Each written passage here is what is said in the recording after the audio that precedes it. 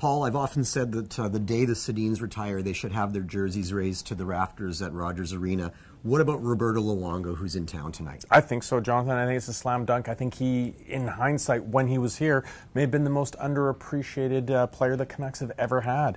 I'm not sure why he was so divisive amongst the fan base, but we've been clamoring for a world-class goalie here for a long time. They finally had one, and he left under the most bizarre of circumstances.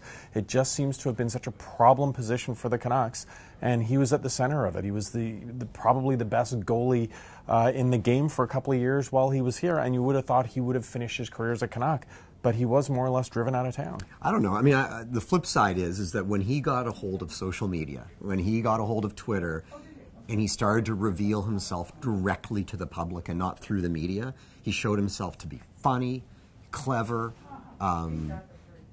all these things that we just weren't really that familiar with. Yeah, and that helps with the fan base. But ultimately, when he was on the ice, people will point to maybe the meltdown in Game 6 in Boston, but he had 2 shutouts in the Stanley Cup Finals. For some reason, people in this town tended to look at the things that went wrong for Luongo and ignore the things that went right. It's just, I can't think of a more peculiar case of an athlete here, both their tenure and the way they left, than one of Roberto Luongo.